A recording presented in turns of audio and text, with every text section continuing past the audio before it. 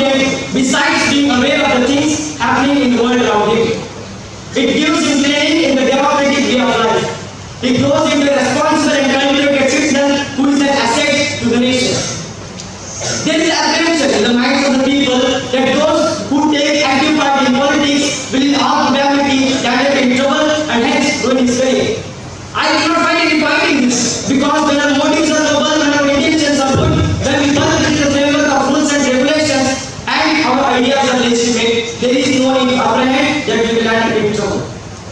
My opponents may be of the opinion that politics is a dirty game, which if practiced at college level would spoil the career of students at an early stage.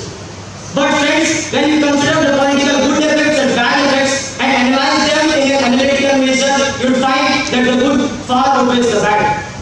For example, prominent leaders of India like Mamata Banerjee, Kumar, who have worked up their leadership qualities in an early stage and are now the able and responsible leaders of India.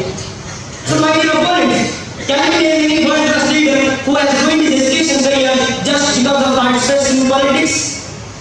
On one hand, you are stating that political affairs are bad and hence you advocate to keep them away from student institutions. Today, say this and tomorrow you will not be afraid to say that students should be kept away from political parties itself. Then, what would be the significance of democracy in a country like India? So friends, people like the opponents are worried only about their marks, their ranks and their career. What would we expect from them in development of a country like India? Youth are the base of a country's development. Youth are needed in each and every field. In India, in present scenario, youth are present in each and every field except the field of administration. Politics has become a game of elderly people.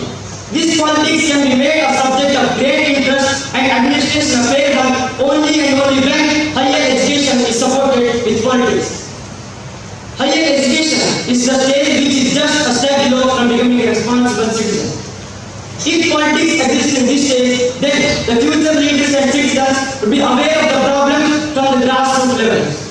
So my opponents are of the opinion that students should not get involved in politics. Do they mean to say that future leaders and citizens should not even be aware of the problems from the grassroots levels?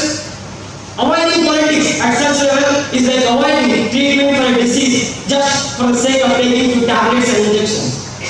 Political leaders are meant to reform the system, not to sit on the throne and enjoy privileges given by the government and highlight the problems existing in the system. So friends, lastly in my conclusion, what I would like to say is that higher education must be supported in politics because it produces young and bold leaders. It produces the leaders who are legitimate. It produces the leaders who are noble. It produces the leaders who are responsive. So friends, if you are aspiring to get good by such leaders, your aspiration will come true only and only when higher education is not beyond politics and political interference.